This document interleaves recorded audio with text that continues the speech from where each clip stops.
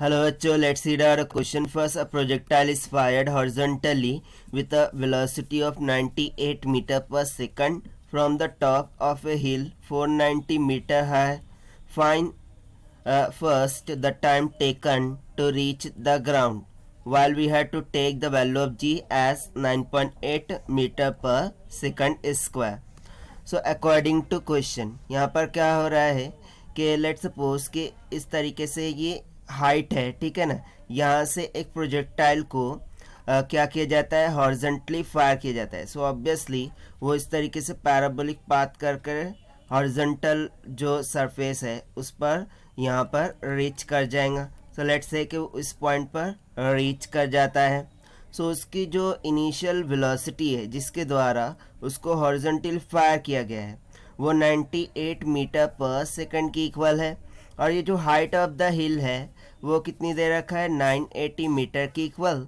सो जो time taken to reach this ground होगा, ठीक है, यहाँ ग्राउंड पर पहुँचने के लिए उसे कितना रिक्वायर्ड टाइम लगेगा वो हमें फाइंड आउट करके निकालना है। सो स्टार्ट कर देते हैं फिर सोल्यूशन से।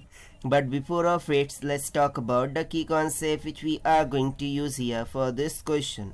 So यदि मैं यहाँ सेकंड इक्वेशन ऑफ मोशन का यूज करूँ that is s is equals to u t plus में 1/2 at का स्क्वायर, ठीक है, जहाँ पर u initial speed, t time taken, a acceleration और s जो होता है तो वो डिस्प्लेसमेंट होता है, यानी कि वो हॉरिजॉन्टल होगा या फिर वर्टिकल हो सकता है अकॉर्डिंग टू आवर रिक्वायरमेंट होगा।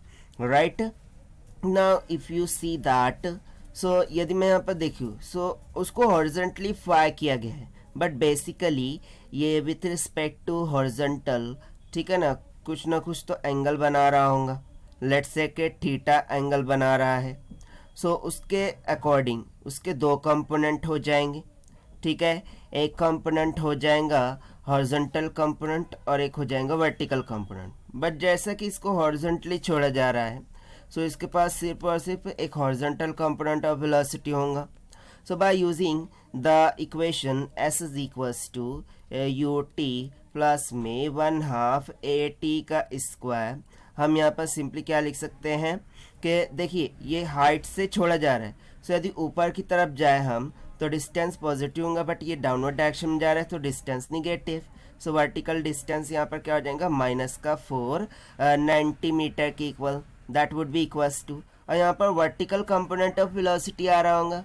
राइट, सो मैं सिंपली यू वाई लिख दूंगा, u y of t plus में 1/2 में ना एक्सेलरेशन डाउनवर्ड डायरेक्शन में क्या हो जाएगा, माइनस का जी इंटू में टी का स्क्वायर। सो यहाँ से -490 इज इक्वल्स टू, ना देखिए हॉरिजॉन्टली फायर किया जाता है सो सिर्फ हॉरिजॉन्टल कंपोनेंट ऑफ वेलोसिटी होगा, वर्टिकल कंपोनेंट तो जीरो होगा। दैट मीन्स यू आर यहाँ पर जीरो हो गया, मल्टीप्लाई बाय टी, ये हो जाएगा माइनस में, है ना, जी का वैल्यू कितना था 9.8 डिवाइडेड बाय 2 इंटू में टी का स्क्वायर हो जाएगा। सो देखिए ये तो ज़ीरो हो गया, माइनस साइन हो गया, कैंसिल आउट। यदि मैं यहाँ से टी का वैल्यू लिखूँ so t will be equals to under root में हो जाएगा 2 multiply by 490 divided by 9.8। So जब आप इसको सॉल्व करेंगे सो नियर अबाउट ये निकल के आ जाएगा किसके, 10 सेकंड की इक्वल, यानी कि प्रोजेक्टाइल को ग्राउंड पर पहुंचने के लिए कितना टाइम लगेगा, 10 सेकंड। यही हो गया हमारा आंसर जो कि हमने फाइंड आउट किया है bye using the second equation of motions के कॉन्सेप्ट से। So this is the required solution. I hope you understood it well. Best of luck. Thank you.